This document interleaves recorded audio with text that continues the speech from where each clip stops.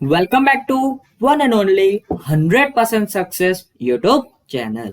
હું તમારો દોસ્ત લઈને આવી ગયો છું ભાઈ મિશન સબ ઓડિટરનો એક જોરદારનો વિડીયો. તો આની પહેલાના આપણે તમામ વિડીયોઝને તમારે જોવા હોય તો એ અહીંયા આઈ બટન કરીને આવશે, ત્યાં જોવા મળશે અને સાથે સાથે પ્લેલિસ્ટમાં પણ તમે ચેક કરી શકો છો. તો ચાલો ખોટો સમય બરબાદ ન કરતા શરૂઆત કરીએ આજના આપણા આ વિડીયો લેક્ચરની. અને એ પહેલા ભાઈ વિડીયોને એક લાઈક, શેર અને કમેન્ટ તો બનતી હે. જોઈએ 401મો પ્રશ્ન. નાબાર્ડની રચના કયા વર્ષમાં થઈ હતી? પ્રશ્ન આવો છે. તો યાદ રાખજો 1982માં 12 જુલાઈ 1982માં ભાઈ નાબાર્ડ બેંક છે બરાબર, એ નાબાર્ડ બેંકની રચના કયા વર્ષમાં થઈ હતી? યાદ રાખજો 12 જુલાઈ 1982ના વર્ષમાં ભાઈ નાબાર્ડની રચના થઈ હતી.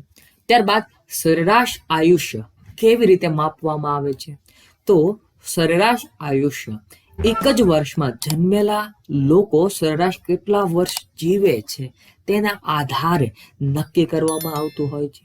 ભાઈ સરેરાશ આયુષ્ય કીધું બરાબર, મનુષ્ય સરેરાશ કેટલું જીવે છે આવો મિત્રો સવાલ પૂછાય બરાબર, એ સેના ઉપરથી નીકળી શકે? તો આ સરેરાશ આયુષ્ય પરથી ભાઈ નીકળી શકે છે.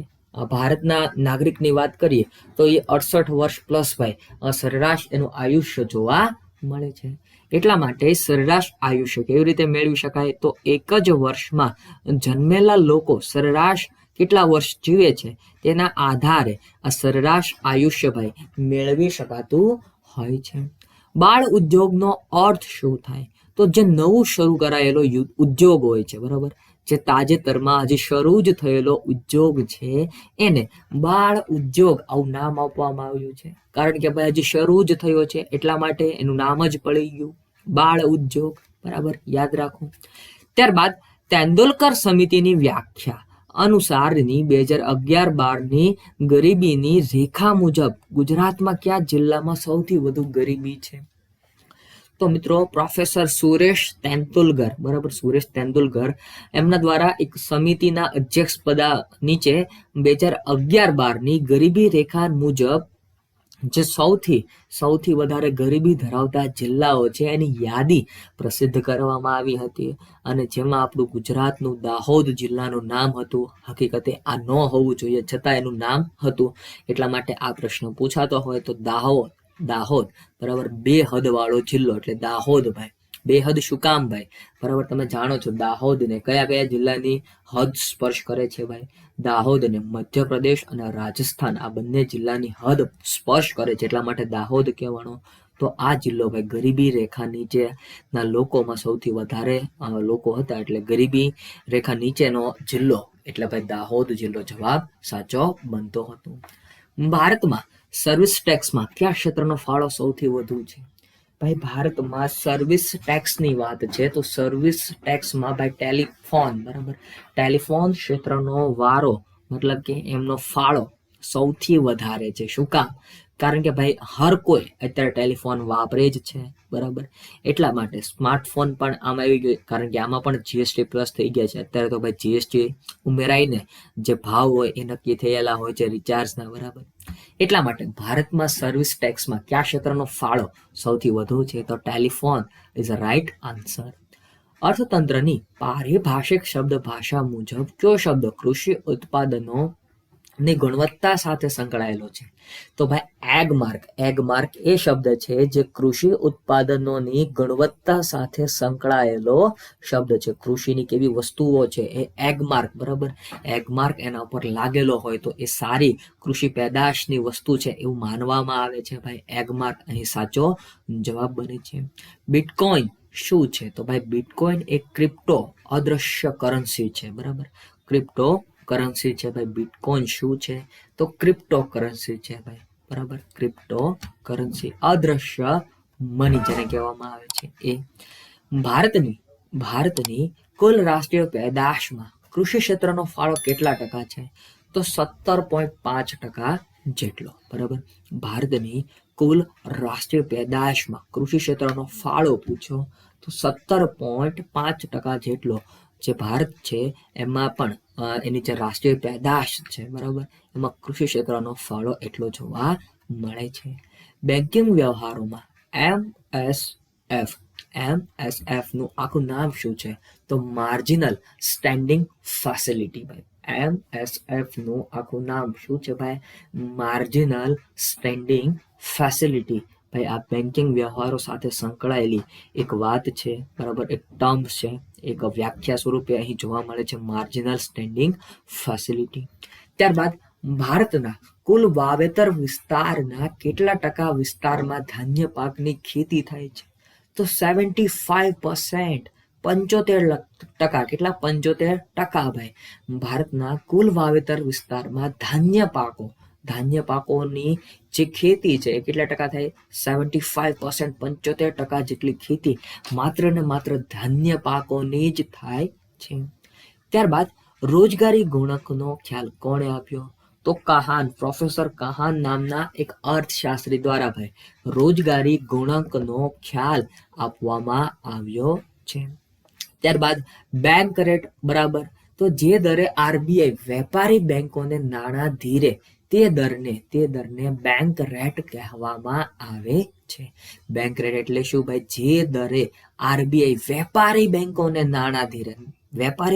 નાણાં આપે એને બેંક રેટ કહેવામાં આવે છે. આદર્શ સૂચકાંક કોને કહેવાય? ભાઈ આદર્શ સૂચકાંક આમ તો મુખ્ય 3 છે, લાસ્પિયર, પાશેર અને ફિશર. એમાંથી આદર્શ સૂચકાંક એટલે ફિશરનો સૂચકાંક બરાબર. આદર્શ સૂચકાંક એટલે ફિશરનો સૂચકાંક. ભાઈ યાદ રાખજો, પૂછાઈ ગયેલો પ્રશ્ન છે આ. ત્યારબાદ તહેવારોમાં તૈયાર કાપડના વેચાણમાં થતો વધારો એ કયા પ્રકારની વધઘટનો નિર્દેશ કરે છે? તો ભાઈ મોસમી વધઘટનો નિર્દેશ કરે છે. જો તહેવારોમાં બરોબર, 7મ 8મ આવશે ત્યારે ભાઈ એક તહેવાર બની જાય બરોબર, જન્માષ્ટમી એક તહેવાર છે, તો આ સમયે ભાઈ જે તૈયાર કાપડ હોય એના વેચાણમાં વધારો થાય અને પછી ઘટી જાય. લગ્નની સિઝનમાં પણ કપડાની કિંમત વધી જતી હોય. શું કામ? કારણ કે મોસમી વધઘટ બરાબર એનો નિર્દેશ કરતું એક સૂચકાંક છે, એટલા માટે ભાઈ એક સૂચક છે એટલા માટે. બેકારીના કુદરતી દરનો ખ્યાલ કોણે આપ્યો? તો ફિલિપ્સ નામના અર્થશાસ્ત્રી દ્વારા ભાઈ બેકારીના જે કુદરતી દરનો ખ્યાલ છે એ કોણે આપ્યો? તો ફિલિપ્સ નામના એક અર્થશાસ્ત્રી દ્વારા ભાઈ આ રજૂ કરવામાં આવ્યો હતો. ગરીબી માપવા માટે કયો આંક ઉપયોગી છે? તો ભાઈ ગિની આંક એ ગરીબી માપવા માટેનો એક આંક છે, એને પણ આપણે યાદ રાખવો જોઈએ. ત્યારબાદ તાજેતરમાં ખાલી જગ્યા ક્ષેત્રમાં નિયમન માટે ભારતના સુરક્ષા અને ધોરણો સત્તામંડળનું ગઠન કરવામાં આવ્યું છે. ભારત સુરક્ષા અને ધોરણ સત્તામંડળનું ગઠન તો ખાદ્ય પદાર્થો માટે આવી એક સત્તામંડળની રચના કરવામાં આવી છે, જે ખાદ્ય પદાર્થોનું ભાઈ નિયમન અને એમની ગુણવત્તા જાળવણીનું કામ કરે છે. ભાઈ યાદ રાખજો, આ પ્રશ્ન પૂછાઈ શકે. ત્યારબાદ ખાદ્ય ધિરાણની જરૂરિયાતોને પૂર્ણ કરવા માટે સર્વશ્રેષ્ઠ રીત કઈ છે? તો પરદેશી મદદ દ્વારા. ભાઈ ખાદ બરાબર, બજેટમાં જે ખાદ આવે છે એની વાત છે. રાજકોષીય ખાદ હોય, મૂડી ખાદ હોય, કોઈ પણ ખાદ હોય, તો આ ખાદ ધિરાણની જરૂરિયાતોને પૂર્ણ કરવા માટેની સર્વશ્રેષ્ઠ રીત કઈ છે? તો પરદેશી મદદ બરાબર, પરદેશી આવક, પરદેશી વિદેશમાંથી મદદ લેવી, લોન લેવી ટૂંકમાં. ત્યારબાદ કોનો ફુગાવો ઉપર કામચલાઉ નિયંત્રણ માટે ઉપયોગ કરી શકાય? તો નાણાં પુરવઠામાં ઘટાડો બરાબર.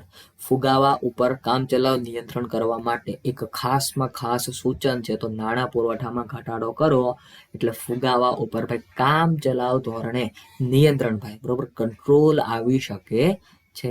યાદ રાખજો ભાઈ, નાણાં પુરવઠામાં ઘટાડો કરવો. ત્યારબાદ વર્ષમાં ફક્ત 2 મહિના માટે અપૂરતો વરસાદ ધરાવતા વિસ્તાર માટે કયો પાક યોગ્ય છે, શ્રેષ્ઠ છે? તો ભાઈ વર્ષમાં જ્યાં અપૂરતો વરસાદ હોય, માત્ર 2 મહિના જ વરસાદ હોય, ત્યાં ભાઈ કઠોળનો પાક વધારે અનુકૂળ આવતો જોવા મળે છે. ત્યારબાદ મિશ્ર ખેતીની મુખ્ય લાક્ષણિકતા જણાવો. તો ભાઈ મિશ્ર ખેતી નામ જ છે મિશ્ર ખેતી, બરાબર, જેમાં ખેતી પણ કરવાનું હોય, પશુપાલન પણ કરવાનું હોય અને પાકની ખેતી, આ બંનેનો સમાવેશ થાય. આમાં તમે બીજું પણ ઉમેરી શકો છો ભાઈ, મિશ્ર ખેતીમાં મરઘા બતકા ઉછેર એનો પણ સમાવેશ થાય, પુકુર બનાવીને ભાઈ માછલાઓનો ઉછેર કરવો એનો પણ સમાવેશ થાય, બરાબર. એટલે પશુપાલન અને પાકની ખેતી આ મિશ્ર ખેતીની એક મુખ્ય, બરાબર, મેઇન લાક્ષણિકતા છે, સિગ્નિફિકન્સ છે, ભાઈ યાદ રાખો એ. ત્યારબાદ ભારતના પ્રથમ ઇન્ટરનેશનલ ફિનાન્શિયલ સર્વિસ સેન્ટર એટલે કે ગિફ્ટ સિટી IFC એ તાજેતરમાં ગ્લોબલ ફાઇનાન્શિયલ ઇન્ડેક્સ ખાલી જગ્યા 22માં સ્થાન મેળવ્યું છે. તો કેટલામું ભાઈ?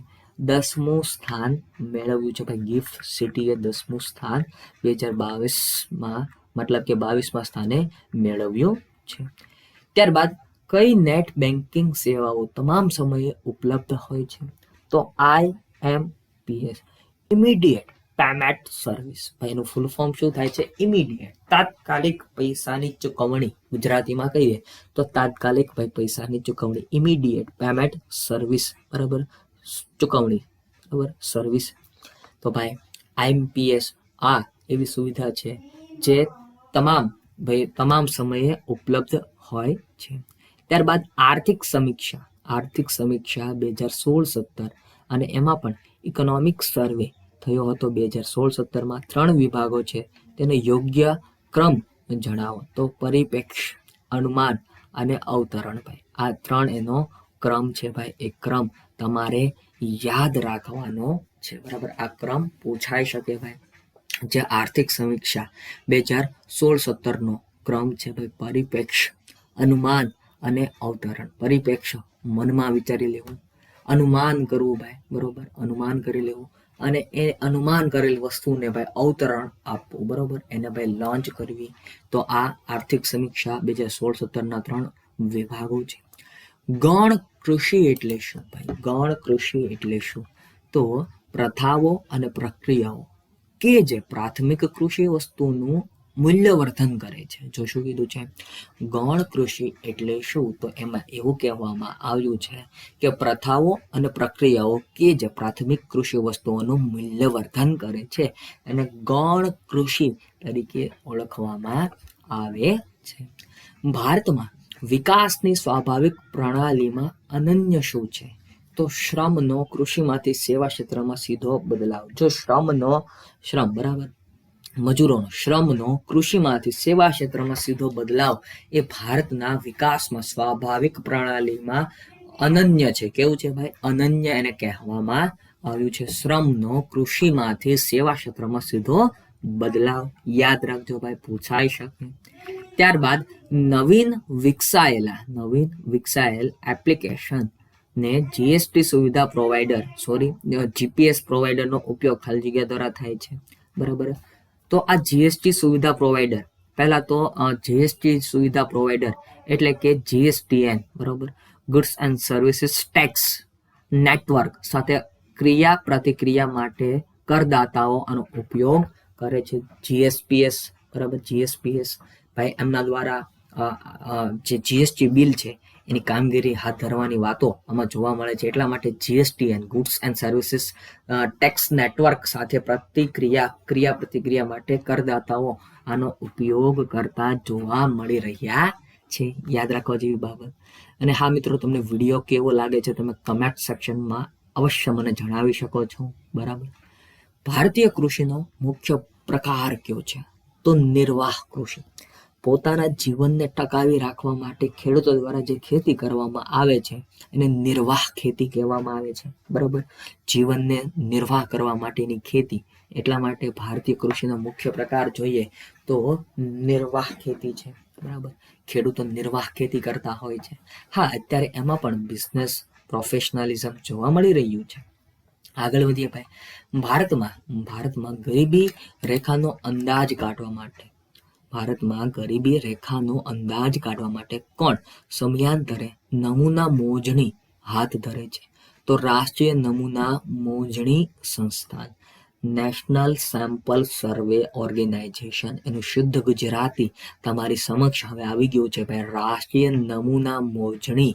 જો તમને શું આપ્યું છે ભાઈ, રાષ્ટ્રીય, કેવું ભાઈ, રાષ્ટ્રીય, બરોબર, રાષ્ટ્રીય નમૂના મોજણી સંસ્થાન તમે જોઈ રહ્યા છો, એને નેશનલ સેમ્પલ સર્વે ઓર્ગેનાઇઝેશન તરીકે પણ તમે ઓળખો છો. તો આ છે ભાઈ રાષ્ટ્રીય નમૂના મોજણી સંસ્થાન, જે ભારતમાં ગરીબી રેખાનો અંદાજ કાઢવા માટે સમયાંતરે નમૂના મોજણી કરતી હોય છે ભાઈ, સેમ્પલ લઈને કામગીરી કરતી સંસ્થા, એટલા માટે જ એનું નામ પડ્યું ભાઈ, બરાબર, NSSO, નેશનલ સેમ્પલ સર્વે ઓર્ગેનાઇઝેશન. આગળ વધીએ. જીએસટી કાયદાની જોગવાઈઓ મુજબ, જીએસટી કાયદાની જોગવાઈઓ મુજબ જીએસટી ના દરો કોણ નક્કી કરે છે? તો જીએસટી કાઉન્સિલ ભાઈ, જીએસટી ના દર તરીકે જે નક્કી કરે છે કોના દ્વારા નક્કી થાય છે? તો જીએસટી કાઉન્સિલ જીએસટી ના દરો ને જાહેર કરે છે, નક્કી કરે છે, બરાબર. જીએસટી ડિફોલ્ટર્સ કહેવામાં આવે છે એને, એ કોના દ્વારા નક્કી થાય છે? તો જીએસટી કાઉન્સિલ દ્વારા. સરકારને ગબ્બરસિંહ ટેક્સ લાગુ કરી દીધા, આ વિધાન કોનું છે? તો રાહુલ ગાંધી એ સમયે બોલ્યા હતા કે ગબ્બરસિંહ મુજબ ભાઈ સરકાર દ્વારા ટેક્સ લાગુ કરી દેવામાં આવ્યા છે. આવું રાહુલ ગાંધીજી દ્વારા બોલવામાં આવેલું એક વિધાન છે. પૂછાઈ ગયું એટલે પણ આપણે એને લખવું પડે ભાઈ. પછી આગળ વધીએ તો ભારતીય રિઝર્વ બેંકના ગવર્નરની નિમણૂક કરવાની સત્તા કોની છે? તો ભાઈ કેન્દ્ર સરકારની, બરાબર. કેન્દ્ર સરકાર દ્વારા એક પસંદગી સમિતિની રચના કરવામાં આવે, અને આ પસંદગી સમિતિ જેનું નામ સૂચવે એ વડાપ્રધાન સમક્ષ થતું હોય છે, બરાબર. અને અંતિમ નિર્ણય ભાઈ તમે જાણો છો કોનો હોય? તો ભારતીય રિઝર્વ બેંકના ગવર્નરની નિમણૂકની સંપૂર્ણ સત્તા કોના હસ્તક હોય છે? કેન્દ્ર સરકાર હસ્તક હોય છે. કોના હસ્તક હોય ભાઈ? સેન્ટ્રલ ગવર્મેન્ટ હસ્તક જોવા મળે છે. આર્થિક ઉદારીકરણની નીતિ ભારતમાં કયા વર્ષથી લાગુ પડી? તો ભાઈ આર્થિક ઉદારીકરણની નીતિ વર્ષ 1991 થી ભાઈ, વર્ષ 1991 થી પીએમ આપણા શ્રી પીવી નરસિંહા રાવ અને નાણામંત્રી મનમોહન સિંહ હતા. એ સમયથી ભાઈ એલપીજી સિસ્ટમ લાગુ થઈ, લિબરલાઇઝેશન, પ્રાઇવેટાઇઝેશન એન્ડ ગ્લોબલાઇઝેશન. વારંવાર રિપીટ કરીશ, ભલે પ્રશ્ન વારંવાર રિપીટ થાય છે, કારણ કે આવા પ્રશ્નો રિપીટ થતા જોવા મળી રહ્યા છે, એટલા માટે. ભારતની ચલણી નોટ કયા પ્રકારની ગણાય? તો એ એક વચન ચિઠ્ઠી છે. જો શું કીધું છે ભાઈ, ભારતની ચલણી નોટ એ કયા પ્રકારની કહેવાય? તો એક વચન ચિઠ્ઠી છે. વચન ચિઠ્ઠી કોને કહેવાય? તો મેં ભારત કો इतने रुपए देने का वचन देता हूँ, આવું કીધું હોય, વચન દેતા હું આવું કીધું હોય, અને નીચે ગવર્નરની સાઇન હોય, બરાબર, ગવર્નરની સાઇન હોય. રૂપિયા એકની નોટ હોય તો નાણાં સચિવની સાઇન હોય. તો મિત્રો આમાં ખાસ લખેલું જ હોય કે હું વચન આપું છું, બરાબર. અત્યારે જ ભાઈ રૂપિયા 10ની નોટ તમારા ખીચામાંથી કાઢો અને જો મેં ભારત કો 10 रुपये देने का वचन देता हूँ, બરાબર, આવું લખેલું હશે અને નીચે સાઇન હશે ભાઈ. નવી નોટ હશે તો ઉર્જિત પટેલની સાઇન જોવા મળશે ભાઈ. અને એનાથી પણ લેટેસ્ટ નોટ હશે તો આરબીઆઈના તાજેતરના ગવર્નર કોણ છે? કમેન્ટ સેક્શનમાં જણાવો, એની સાઇન જોવા મળતી હશે. આગળ વધીએ ભાઈ. માંગના નિયમ અનુસાર વસ્તુના ભાવમાં વધારો થતા વસ્તુની માંગમાં શું ફેરફાર થાય? જો માંગના નિયમ અનુસાર વસ્તુની ભાવમાં વધારો થાય તો વસ્તુની માંગમાં થોડું શું થાય? તો વસ્તુની માંગ ઘટે, બરાબર, ડિક્રીઝ થાય. શું થાય ભાઈ? વસ્તુની માંગ ઘટે. ઓબ્વિયસલી છે ભાઈ, ભાવ વધે તો વસ્તુની માંગ ઘટે ને ઘટે, બરાબર. પ્રોફેસર આલ્ફ્રેડ માર્શલ દ્વારા આ માંગનો નિયમ ભાઈ, લો ઓફ ડિમાન્ડ આપવામાં આવ્યો હતો. તો એને પણ આપણે યાદ કરી લેવા જોઈએ. કયા સમયગાળા દરમિયાન ભારતનો વૃદ્ધિદરને હિન્દુ વૃદ્ધિદર કહેવામાં આવે છે? તો 1950-80ની સાલવારી દરમિયાન જે વૃદ્ધિદર જોવા મળ્યો એને હિન્દુ વૃદ્ધિદર કહેવામાં આવે છે. યાદ રાખવા જેવી બાબત. માનવ વિકાસ આંકનું મૂલ્ય કેટલું હોય છે? તો માનવ વિકાસ આંક, હ્યુમન ડેવલપમેન્ટ ઇન્ડેક્સ, તો 0 થી 1ની વચ્ચે ભાઈ, 0 થી 1ની વચ્ચે માનવ વિકાસ આંકનું મૂલ્ય જોવા મળે છે. અને સૌથી વધારે માનવ વિકાસ આંકનું મૂલ્ય સારું હોય તો એ દેશ છે ભાઈ નોર્વે, બરાબર, નોર્વે. તો ઉગતા સૂર્યનો દેશ તો જાપાન કહેવાય, આથમતા સૂર્યનો દેશ તો ભાઈ નોર્વે, બરાબર.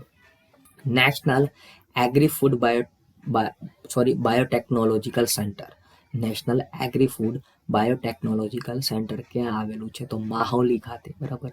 હવે આ માહોલી ક્યાં આવેલું છે એ તમારે કમેન્ટ સેક્શનમાં મને જણાવવાનું રહેશે. આગળ વધીએ ભાઈ.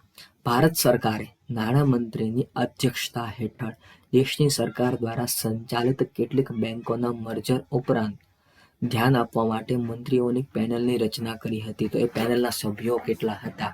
તો 21 સભ્યોની આ પેનલ હતી, જે ભારત સરકાર દ્વારા ભાઈ નાણામંત્રીની અધ્યક્ષતામાં જ દેશની એટલે કે ભારત સરકારની અંદર જે સંચાલિત બેંકો છે એનું મર્જ એટલે કે એકત્રીકરણ કરવા માટેનું ધ્યાન આપવા માટેની આ એક પેનલની રચના કરવામાં આવી હતી. ત્યારબાદ સપ્ટેમ્બર 2017માં ભારત સરકારે કઈ કંપનીને મહારત્નનો દરજ્જો આપ્યો હતો? તો Bharat petroleum corporation limited. Bharat petroleum corporation લિમિટેડને વર્ષ 2017માં અને એ પણ સપ્ટેમ્બર મહિનામાં કયો મહારત્ન, બરાબર, મહારત્ન કંપનીનો દરજ્જો આપવામાં આવ્યો હતો ભાઈ. ત્યારબાદ કઈ કંપનીએ હેવમોર આઈસ્ક્રીમ હસ્તગત કર્યું? તો દક્ષિણ કોરિયાની લોટે નામની એક કંપની છે, બરાબર, એણે હેવમોર, તમે હેવમોરની આઈસ્ક્રીમ બહુ ખાધી હશે મિત્રો, તો આ હેવમોર હવે દક્ષિણ કોરિયાની કંપની થઈ ગઈ છે. લોટે નામની એની કંપની હતી, એમાં એનું મર્જ થઈ ગયું છે, બરાબર. ત્યારબાદ નેક્સ્ટ આગળ વધીએ ભાઈ. તો કેન્દ્ર સરકાર કઠોળ, બરાબર, અહીંયા કઠોળ આવે, કઠોળની નિકાસ ઉપરના પ્રતિબંધો દૂર કર્યા. તો તમામ કઠોળ ઉપર કોઈ પ્રતિબંધ નહીં, બરાબર. કેન્દ્ર સરકાર દ્વારા કઠોળ ઉપર જે પણ નિયંત્રણો લાદવામાં આવ્યા હતા એને સંપૂર્ણ ભાઈ દૂર કરી નાખવામાં આવ્યા. સરકારની કુલ આવક કરતા વધારાના ખર્ચને ખાલી જગ્યા કહેવામાં આવે છે, તો એને મૂડી ખાધ કહેવાય. શું કહેવાય ભાઈ? સરકારનું જો શું કીધું છે તમને, સરકારની કુલ આવક કરતા વધારે ખર્ચ જોવા મળે તો એને શું કહેવામાં આવે? એને મૂડી ખાધ કહેવામાં આવે છે. શું કહેવાય? ઇટ ઇઝ કોલ્ડ ભાઈ મૂડી ખાધ. 2011ના અંદાજો અનુસાર વિશ્વની કુલ વસ્તીના કેટલા ટકા વસ્તી ભારતમાં વસે છે? તો 17.5% વસ્તી ભારતમાં વસે છે, આવું કહેવામાં આવ્યું. વિશ્વની કુલ વસ્તીની વાત છે આ. 2011ની વસ્તી ગણતરી અનુસાર કયું રાજ્ય સૌથી ઓછી વસ્તી ગીચતા ધરાવે છે? ભાઈ અરુણાચલ પ્રદેશ. ભાઈ 2011ની વસ્તી ગણતરી કરવામાં આવી, એમાં સૌથી ઓછું વસ્તી ગીચતા, બરોબર, પ્રતિ ચોરસ કિલોમીટરે ભાઈ જે વસ્તી ગણતરી થાય છે એની વાત છે, વસ્તી ગીચતા કહેવાય. તો એ અરુણાચલ પ્રદેશમાં સૌથી ઓછી વસ્તી ગીચતા જોવા મળે છે ભાઈ. વસ્તી ગીચતા, ભાઈ બોલવામાં તકલીફ પડે તો માફ કરજો. આગળ વધીએ. ભારતીય અર્થતંત્રના સંદર્ભમાં ઓપરેશન માર્કેટ ઓપરેશન્સ એટલે આરબીઆઈ દ્વારા સરકારી પ્રતિભૂતિનું ખરીદ વેચાણ, બરાબર. શું કીધું છે કે ભારતીય અર્થતંત્રના સંદર્ભમાં ઓપન માર્કેટ ઓપરેશન, ભાઈ ઓપન છે, બરાબર. ઓપન માર્કેટ ઓપરેશન્સ એટલે શું? તો આરબીઆઈ દ્વારા સરકારી જામીનગીરી પ્રતિભૂતિનું ખરીદ અને વેચાણ એની વાત છે. સરકાર દ્વારા નીતિ આયોગ, national institution for transforming India, નીતિ આયોગને ખાલી જગ્યા તરીકે ઓળખાવવામાં આવ્યું છે. તો સુશાસન માટેનું વાહન, કેવું? સુશાસન, બરાબર, સારા એવા શાસન માટેનું વાહન એટલે નીતિ આયોગ. આવું સરકાર દ્વારા ભાઈ વિકસાવવામાં આવેલું એક ટેગ છે. ત્યારબાદ આગળ વધીએ ભાઈ. તો તમને આ તો યાદ રહી જ ગયું હશે ભાઈ, બરાબર. એ પહેલા થોડુંક પાછું રિવિઝન મારી લઈએ ભાઈ, ફરીથી અત્યારે જ આવ્યા. તો ભાઈ આ સુશાસન માટેનું વાહન કેન્દ્રીય સહકારી બેંકો ખાલી જગ્યા સાથે સીધા સંપર્કમાં હોય છે. તો કેન્દ્રીય સહકારી બેંકો એ રાજ્ય સહકારી બેંકો સાથે ભાઈ સીધા સંપર્કમાં હોય છે, ડાયરેક્ટ કનેક્શન હોય છે, તો જ ભાઈ તમામ પ્રકારના વ્યવહારોને સાંકળી શકાતા હોય છે અને ગ્રાહકોને ભાઈ સંતુષ્ટ કરી શકાતા હોય છે. કોને દેશની આર્થિક કાર્યક્ષમતામાં વધારાનું માપન કરતું શ્રેષ્ઠ માપદંડ માનવામાં આવે છે? તો વાસ્તવિક માથાદીઠ આવકમાં વધારો, ભાઈ વાસ્તવિક માથાદીઠ આવકમાં વધારો એ દેશની આર્થિક કાર્યક્ષમતામાં વધારાનું માપન કરતું એક શ્રેષ્ઠ માપદંડ છે. શું છે ભાઈ? એક શ્રેષ્ઠ માપદંડ છે, યાદ રાખવા જેવી બાબત છે આ. આગળ વધીએ ભાઈ. સાર્વધિક માથાદીઠ આવક ખાલી જગ્યા ક્ષેત્રમાં વ્યસ્ત સક્રિય વસ્તીના પ્રમાણ સાથે વિપરીત સહસંબંધ ધરાવે છે. તો કૃષિ, સેવા ક્ષેત્ર અને ઉદ્યોગ ક્ષેત્ર ભાઈ બરાબર શું કીધું છે ભાઈ? સાર્વધિક માથાદીઠ આવક બરાબર તમામને સરખી માથાદીઠ આવક મળે. તો આના માટે ખાલી જગ્યા ક્ષેત્રમાં વ્યસ્ત સક્રિય વસ્તીના પ્રમાણ સાથે વિપરીત સહસંબંધ ધરાવે છે. તો કૃષિ, સેવા ક્ષેત્ર અને ઉદ્યોગ ક્ષેત્ર આનો સાચો જવાબ બની રહ્યો છે ભાઈ. યાદ રાખવા જેવી બાબતો છે, યાદ રાખતા જાઓ ભાઈ, સાથે સાથે ભૂલાય નહીં. ત્યારબાદ ક્યુ નિકાસ ફાજલ માટેનું સૌથી વધુ યોગ્ય કારણ છે? તો રાષ્ટ્રીય અને આંતરરાષ્ટ્રીય બજારોમાં વિકાસની વાત છે બરાબર. રાષ્ટ્રીય અને આંતરરાષ્ટ્રીય બજારોમાં વિકાસની વાત એ નિકાસ ફાજલ માટેનું સૌથી યોગ્ય અને કારણ છે ભાઈ. ત્યારબાદ રિડીમેબલ પ્રેફરન્સ શેર પરત પ્રીમિયમ એ કંપની માટે શું છે? રિડીમેબલ પ્રેફરન્સ શેર પરત પ્રીમિયમ ભાઈ રિડીમેબલ પ્રેફરન્સ શેર હોય અને એ પરત પ્રીમિયમથી પરત કરવાના હોય તો એ કંપની માટે શું કહેવાય? તો કંપની માટે લોસ છે. કંપની માટે શું છે ભાઈ? ખોટ કહેવાય બરાબર. ખોટ છે એ કંપની માટે. યાદ રાખજો ભાઈ, આવો પ્રશ્ન પણ ટ્વિસ્ટ કરીને પૂછી શકે છે. ભારતમાં 1994 થી કયા ટેક્સની શરૂઆત થઈ? તો કયા ટેક્સની શરૂઆત થઈ? આવો પ્રશ્ન છે ભાઈ. તો ટેક્સ છે ભાઈ સર્વિસ ટેક્સ. કયો ટેક્સ? સર્વિસ ટેક્સની શરૂઆત થઈ. કયા ટેક્સની? સર્વિસ ટેક્સની. ક્યારથી થઈ? 1994 1994 થી ભાઈ સર્વિસ ટેક્સ ચૂકવવાની શરૂઆત થઈ ગઈ હતી. ભારતના રાજ્યોમાં જીએસટી બિલને બહાલી આપનાર સૌપ્રથમ રાજ્ય કયું હતું? તો આસામ ભાઈ બરોબર. અસમ જેને કહેવામાં આવે છે એ ભારતમાં રાજ્યોમાં જીએસટી બિલને સૌપ્રથમ બહાલી આપનાર રાજ્ય તરીકે ભાઈ જે આવ્યું સામને તો એ હતું આસામ બરાબર. આસામ રાજ્ય. ત્યારબાદ આરબીઆઈ એ પ્રથમ ચીફ ફિનાન્શિયલ ઓફિસર કોને બનાવ્યા? તો સુધા બાલકૃષ્ણનને. શેની વાત છે આ? આરબીઆઈ દ્વારા પ્રથમ ચીફ ફિનાન્શિયલ ઓફિસર બરાબર આવી એક પોસ્ટ બનાવવામાં આવી અને એ સૌપ્રથમ કોણ બન્યા હતા? તો સુધા બાલકૃષ્ણન એ સૌપ્રથમ ભાઈ આરબીઆઈના ચીફ ફિનાન્શિયલ ઓફિસર બન્યા હતા. ત્યારબાદ ભારતનું કયું રેલવે સ્ટેશન સૌપ્રથમ સોલાર એટલે કે સૂર્ય શક્તિથી ચાલતું સ્ટેશન બન્યું? તો ગુવાહાટી ભાઈ. ગુવાહાટી બરોબર. ગુવાહાટી તો એ ભારતનું એવું રેલવે સ્ટેશન છે જે સૌપ્રથમ ભાઈ સોલાર સૂર્ય શક્તિથી ચાલતું રેલવે સ્ટેશન હોય બરાબર. આ પ્રશ્ન પૂછાઈ ચૂકેલો છે ભાઈ, યાદ રાખજો. આવા નવા જ પ્રશ્નો રિપીટ પણ થઈ શકે છે. દેશનું પ્રથમ ઇલેક્ટ્રોનિક મેન્યુફેક્ચરિંગ કલ્ચર કયા રાજ્યમાં બનશે? તો દેશનું પ્રથમ ઇલેક્ટ્રોનિક મેન્યુફેક્ચરિંગ કલ્ચર એ કયા રાજ્યમાં બનવાનું છે? તો આંધ્રપ્રદેશમાં બનવાની ભાઈ ચર્ચા ચાલી રહી છે. જે દેશનું પ્રથમ ઇલેક્ટ્રોનિક મેન્યુફેક્ચરિંગ કલ્ચર ગણવામાં આવશે. ત્યારબાદ નાણાંની અવૈધ હેરાફેરી એટલે શું? તો ભાઈ યાદ રાખજો, નાણાંની અવૈધ હેરાફેરી એટલે શું?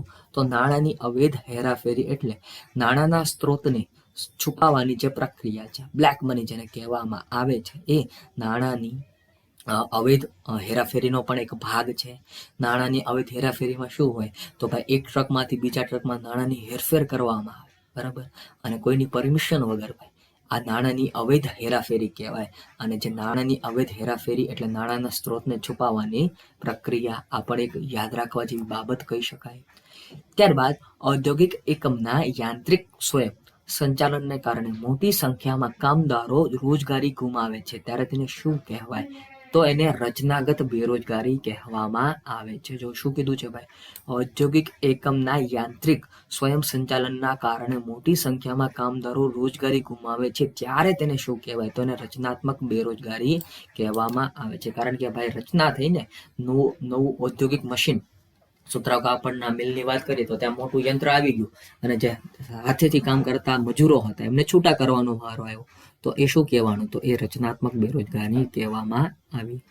ત્યારબાદ બેંકોએ તેમના પ્રવાહી અસ્કયામતો અને કુલ થાપણો વચ્ચે ચોક્કસ ગુણોત્તર જાળવી રાખવો જોઈએ. આ ગુણોત્તર એટલે શું? તો SLR. બેંકોએ તેમના પ્રવાહી અસ્કયામતો એટલે કે મિલકતો અને કુલ થાપણો વચ્ચે ચોક્કસ ગુણોત્તર જાળવી રાખવો જોઈએ. આ ગુણોત્તર એટલે શું? તો SLR, જેને સ્ટેચ્યુટરી લિક્વિડિટી રેશિયો કહેવામાં આવે છે. ગુજરાતીમાં એને વૈધાનિક તરલતા ગુણોત્તર બરાબર, વૈધાનિક તરલતા ગુણોત્તર તરીકે પણ ઓળખવામાં આવે છે. નાણાકીય જવાબદારી અને અંદાજપત્ર વ્યવસ્થા અધિનિયમ શેના પર અંકુશ રાખવા માટે પસાર કરવામાં આવ્યો હતો? તો બંને રાજવિત્તીય ખાધ અને મહેસૂલ ખાધ ઉપર ભાઈ કેવી રાજવિત્તીય ખાધ અને મહેસૂલ ખાધ આ બંને ઉપર ભાઈ નિયંત્રણ રાખવા માટે નાણાકીય જવાબદારી અને અંદાજપત્ર વ્યવસ્થા અધિનિયમ પસાર કરવામાં આવ્યો હતો. ત્યારબાદ ગતિમાન નાણું હોટ મની કોનો ઉલ્લેખ કરવા માટે વપરાય છે? તો વિદેશી વિત્ત એટલે કે પોર્ટફોલિયોમાં રોકાણ, બરાબર, વિદેશી વિત્ત પોર્ટફોલિયો રોકાણ માટે ગતિમાન નાણું હોટ મની નો ઉલ્લેખ જોવા મળે છે. ત્યારબાદ કઈ બાબતનું ભારતમાં થોક મૂલ્ય સૂચકાંકમાં મહત્તમ ભારાંક છે? તો ઉત્પાદિત પેદાશની વાત છે. આ ભારતીય સિનેમામાં કેટલા ટકા FDI ને મંજૂરી મળી ગઈ? તો ભારતીય સિનેમામાં, બરાબર, FDI ફોરેન ડાયરેક્ટ ઇન્વેસ્ટમેન્ટ તો 100% ભાઈ FDI ને મંજૂરી મળી ગઈ છે. અત્યારે વીમા ક્ષેત્રની વાત કરીએ તો 74% 75% FDI ને મંજૂરી મળી ચૂકેલી છે. ભાઈ તાજેતરના આંકડાઓને પણ આપણે ટૂંક જ સમયમાં ભાઈ એક મેગા કરંટ લેક્ચર બનાવીને મૂકવાની તૈયારીમાં છીએ. ભારતીય રિઝર્વ બેંકનું રાષ્ટ્રીયકરણ કયા વર્ષમાં કરવામાં આવ્યું હતું? 1 જાન્યુઆરી 1949ના રોજ ભાઈ RBI રિઝર્વ બેંક ઓફ ઇન્ડિયાનું રાષ્ટ્રીયકરણ કરી નાખવામાં આવ્યું હતું. વસ્તી ગણતરીની આંકડાકીય માહિતી એ કેવા પ્રકારની માહિતી કહેવાય? તો એને ગૌણ માહિતી કહેવાય, કારણ કે ભાઈ પહેલા વસ્તી ગણતરીની આંકડાકીય માહિતી મળી ગઈ હોય અને એના ઉપરથી ભાઈ આપણે બીજી માહિતી કાઢવાની હોય એટલે એને ગૌણ માહિતી કહેવામાં આવે છે. કેવી માહિતી? ભાઈ ગૌણ માહિતી કહેવામાં આવે છે. યાદ રાખજો, એ બાબત પૂછાઈ શકે. બરાબર, આગળ વધીએ ભાઈ. ત્યારબાદનો પ્રશ્ન છે કે સ્ત્રી પુરુષ જાતિ પ્રમાણ જાણવા માટેનો સ્ત્રોત કયો છે? તો 10 વર્ષે જે વસ્તી ગણતરી કરવામાં આવે છે એના ઉપરથી ભાઈ સ્ત્રી પુરુષનું પ્રમાણ જાણી શકાય છે, જેને જાતિ પ્રમાણ કહેવામાં આવે છે, સેક્સ રેશિયો પણ જેને કહેવામાં આવે છે. એ બધા ભાઈ અલગ અલગ નામથી તમારી સમક્ષ પ્રશ્ન આવી શકે છે. ફોરવર્ડ માર્કેટ કમિશન નું વડું મથક ક્યાં આવેલું છે? ફોરવર્ડ માર્કેટ કમિશનનું વડું મથક પૂછ્યું છે તો એનું વડું મથક ભાઈ બોમ્બે, મુંબઈ, મહારાષ્ટ્રમાં આવેલું છે. યાદ રાખજો. હાલમાં રાષ્ટ્રીય કોમોડિટી એક્સચેન્જની સંખ્યા કેટલી છે? તો 6 જે રાષ્ટ્રીય કોમોડિટી એક્સચેન્જની કામગીરી કરતી સંસ્થાઓ છે. કેટલી છે ભાઈ? 6 છે. બરાબર. ત્યારબાદ ease of doing business index કોના દ્વારા તૈયાર કરવામાં આવે છે? તો વિશ્વ બેંક દ્વારા, ભાઈ વર્લ્ડ બેંક દ્વારા ઇઝ ઓફ ડુઈંગ બિઝનેસ ભાઈ રજૂ કરવામાં આવતો હોય છે. રાજ્યોના પરામર્શમાં રાજ્ય દીઠ વૃદ્ધિ અને બીજા પરિણામ થઈ શકે તેવા લક્ષ્યો સૌપ્રથમ વખત કઈ પંચવર્ષીય યોજનામાં સમાવવામાં આવેલા હતા? તો 10મી પંચવર્ષીય યોજનાની વાત છે, જેમાં રાજ્યોના પરામર્શમાં રાજ્ય દીઠ વૃદ્ધિ અને બીજા પરિણામ થઈ શકે તેવા લક્ષ્યાંકો સૌપ્રથમ વખત રજૂ કરવામાં આવ્યા હતા. પંડિત જવાહરલાલ નહેરુના અધ્યક્ષપણા હેઠળની કમિટીની ભલામણના આધારે ભારતમાં આયોજન પંચની રચના ક્યારે થઈ હતી? તો 15 માર્ચ 1950ના રોજ ભાઈ સૌપ્રથમ આયોજન પંચની રચના કરવામાં આવી હતી. પ્લાનિંગ કમિશન રચી રશિયાના મોડેલ ઉપર આધારિત. તમને રશિયાનું આપ્યું હોય તો યુનાઇટેડ સોવિયત યુનિયન આવું કીધું હોય, બરોબર. સોવિયત એટલે રશિયા થાય ભાઈ, રશિયા. તો એ પણ એક યાદ રાખજો. ત્યારબાદ વર્ષ 2016માં પૂર્વોત્તર રાજ્યોમાં ઔદ્યોગિક અને રોકાણગત પ્રોત્સાહન માટેની નીતિ, જેને north eastern industrial and investment promotion policy કહેવામાં આવે છે, એમાં સુધારો કરવામાં આવે છે. આ નીતિ કયા વર્ષમાં અમલી બની હતી? તો એ 2007માં અમલી બની હતી. જો કઈ નીતિની વાત છે તો north east industrial and investment promotion policy ભાઈ આ 2007માં બનેલી નીતિ હતી, જેમાં વર્ષ 2016માં સુધારો કરવામાં આવ્યો હતો. ભારતની કુલ નિકાસમાં કૃષિ ઉત્પાદનની નિકાસોનો કેટલો અંદાજ ગણાય છે, ફાળો છે? તો 18%, બરોબર. 17.9% અથવા 17.5% આવું આપ્યું હોય તો એ પણ માન્ય ગણવાનું રહે. અહીંયા 18% આપેલું છે એટલા માટે આ 18% વાળો આંકડો સાચો ગણવામાં આવ્યો હતો. પ્રધાનમંત્રી પાક વીમા યોજના હેઠળ વર્ષ 2018-19 સુધી વાવેતર હેઠળની કેટલી જમીનનો સમાવેશ કરવાનો લક્ષ્યાંક છે? તો 50%. ભાઈ પ્રધાનમંત્રી જે પાક વીમા યોજના હેઠળનો એક અંદાજ છે કે તમામને ભાઈ વીમો તો 50% ભાઈ લક્ષ્યાંક રાખવામાં આવ્યો હતો. 2018-19ની આ વાત છે. વિવિધ દેશોની માથાદીઠ આવકના આધારે વિશ્વ બેંક દ્વારા કરવામાં આવતા વર્ગીકરણ મુજબ ભારત કયા આવક જૂથમાં સમાવિષ્ટ છે? તો નિમ્ન, બરાબર, નિમ્ન અને મધ્યમ આવક જૂથના જે એક સપાટી છે એ સપાટીમાં ભારત દેશનો સમાવેશ જોવા મળે છે. નિમ્ન અને મધ્ય આવક જૂથની સપાટીમાં ભાઈ ભારત દેશનો સમાવેશ જોવા મળે છે. ત્યારબાદ આવકવેરાની ધારાની કલમ ખાલી જગ્યા મુજબ પગારદાર કરદાતાને પાછલા વર્ષ દરમિયાન તેની અગાઉના વર્ષનું એરિયર્સ મળેલ હોય તો તેઓ ખાલી જગ્યા ફોર્મ ભરીને કર રાહત મેળવી શકે છે. તો કલમ આવે 80 મુજબ પગારદાર કરદાતાઓની વાત છે. અને કયું ફોર્મ ભરીએ કે તો 10E, બરાબર, 10E ફોર્મ ભરી શકે છે. ત્યારબાદ નોન બેન્કિંગ ફિનાન્શિયલ કંપનીનું રજિસ્ટ્રેશન કયા કાયદા હેઠળ કરાવવું ફરજિયાત છે? કંપનીઝ એક્ટ 1956 કંપની કાયદો 1956, અત્યારે તો ભાઈ 2013 અમલમાં છે, છતાં આ કાયદા અંતર્ગત ભાઈ નોન બેન્કિંગ ફિનાન્શિયલ કંપનીનું રજિસ્ટ્રેશન કરાવવામાં આવે છે. માનવ ગરીબી આંકનું સૂત્ર તો P, બરાબર, પોવર્ટી ઇન્ડેક્સની વાત છે તો P1, P2, P3 divided by 3, બરાબર, એના ભાગ્યા 3 કરેલું છે. આ ભાગાકારની નિશાની છે. આ સૂત્રની મદદથી તમે માનવ ગરીબીનો આંક મેળવી શકો છો. આરોગ્ય કયા 4 પ્રકારના ઘટકોથી પ્રભાવિત છે? તો અંગત ઘટકો, વાતાવરણીય ઘટકો, વર્તમાન સંજોગો અને તક, ભાઈ, બરાબર, તક. આ ચાર ઘટકોથી ભાઈ આરોગ્ય પ્રભાવિત થાય છે. અંગત ઘટકો, વાતાવરણીય ઘટકો, વર્તમાન સંજોગો અને તક, આ 4 ઘટકોથી ભાઈ આરોગ્ય પ્રભાવિત થતું જોવા મળે છે. ભારતમાં વાત છે અંદાજો તૈયાર કરવાની શરૂઆત ક્યારથી કરવામાં આવે છે? તો જુલાઈ-ઓગસ્ટથી, ભાઈ, જુલાઈ અને ઓગસ્ટ આ મહિનાથી જ ભાઈ અંદાજો તૈયાર કરવાની શરૂઆત થઈ ગઈ હોય છે.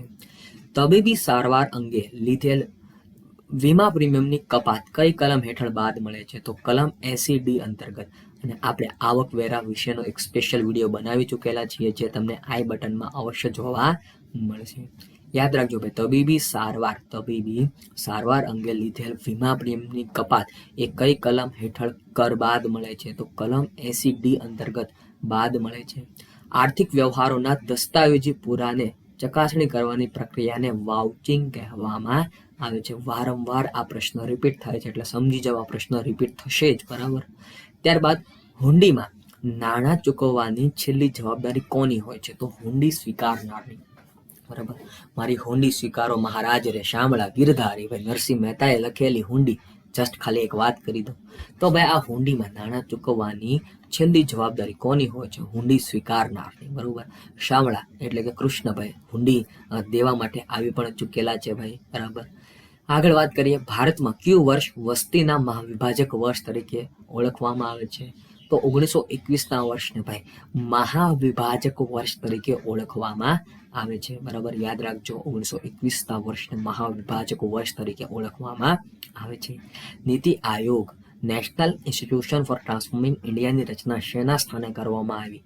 તો ભાઈ આયોજન પંચના સ્થાને નીતિ આયોગની રચના કરવામાં આવી હતી. ત્યારબાદ રાષ્ટ્રીય પેન્શન યોજના, નેશનલ પેન્શન સ્કીમ, રાષ્ટ્રીય પેન્શન યોજના એ PFRDA દ્વારા અમલમાં મૂકવામાં આવી. તેનું પૂરું નામ જણાવો. તો pension fund regulatory and development authority. શું છે ભાઈ? Pension fund regulatory and development authority એ એનું ફૂલ ફોર્મ છે, ભાઈ. એના અંતર્ગત આ NPS એટલે કે રાષ્ટ્રીય પેન્શન યોજના અમલમાં મૂકવામાં આવી. કંપની ઓડિટનો મુખ્ય હેતુ શું છે? તો કંપનીના વાર્ષિક હિસાબોની વિશ્વસનીયતાને પ્રમાણિત કરવી, બરાબર. કંપનીના જે હિસાબો લખાણેલા છે એ સાચા છે, વિશ્વસનીય છે, એને વિશ્વસનીયતાને પ્રમાણિત કરવી એ કંપની ઓડિટનો મુખ્ય હેતુ જોવા મળે છે. ત્યારબાદ આગળ વધીએ ભાઈ, મ્યુચ્યુઅલ ફંડ ઉપર કોનું નિયંત્રણ હોય છે? તો સિક્યુરિટીઝ અને exchange board of India, securities અને એક્સચેન્જ બોર્ડ ઓફ ઇન્ડિયા SEBIનું ભાઈ મ્યુચ્યુઅલ ફંડ ઉપર નિયંત્રણ જોવા મળે છે. આયોજનનું કાર્ય એટલે પસંદગીનું કાર્ય, આવું કોણે કીધું હતું ભાઈ? તો ડોક્ટર બિલી ગેટ્સ દ્વારા કહેવામાં આવેલી વ્યાખ્યા છે આયોજનનું કાર્ય એટલે પસંદગીનું કાર્ય. 1947 થી લઈને 1991 સુધીના સમયગાળો ભારતમાં વેપાર ઉદ્યોગો માટે કેવા વાતાવરણનો રહ્યો છે? તો અંકુશિત વાતાવરણનો રહ્યો છે, બરોબર. અંકુશ હતું અને 1991 પછી ભાઈ ઉદારીકરણ આવ્યું, ખાનગીકરણ આવ્યું અને વૈશ્વિકીકરણ આવ્યું, જેથી ભાઈ બહુ મોટા ફાયદા થયા. ત્યારબાદ ચાલુ ખાતાની ખાધ એટલે શું? તો કુલ આયાત અને કુલ નિકાસ વચ્ચેનો તફાવત અને મળેલ હસ્તાંતરણીય ચૂકવણાનો સરવાળો, જેને ચાલુ ખાતાની ખાધ તરીકે ઓળખવામાં આવે છે. ત્યારબાદ યુનિટ કન્ફર્મેશન રિસિપ્ટ શું છે? તો ભારતીય મ્યુચ્યુઅલ ફંડ ભારતીય મ્યુચ્યુઅલ ફંડમાં રોકાણ બદલ વિદેશી રોકાણકારોને મળતા પ્રમાણપત્રને ભાઈ યુનિટ કન્ફર્મેશન રિસિપ્ટ કહેવામાં આવે છે, UCR, બરાબર. ભારતના વિવિધ શહેરોમાં રહેણાંકના મકાનોમાં ભાવમાં થતો વધારો ઘટાડો દર્શાવતો સૂચકાંક રેસિડિક્સ કોના દ્વારા બહાર પાડવામાં આવે છે? તો નેશનલ હાઉસિંગ બેંક દ્વારા ભાઈ રેસિડિક્સ બહાર પાડવામાં આવતો એક સૂચકાંક છે, બરાબર. સૂચકાંક છે, યાદ રાખવા જેવી બાબત. તો મિત્રો, આ સાથે મારી વાણીને હું વિરામ આપું છું. ફરી મળીશ નવા વિડીયોમાં. ત્યાં સુધી રજા લઉં. જય હિન્દ, જય ભારત, વંદે માતરમ. તમારો ખૂબ ખૂબ આભાર. Thank you so much.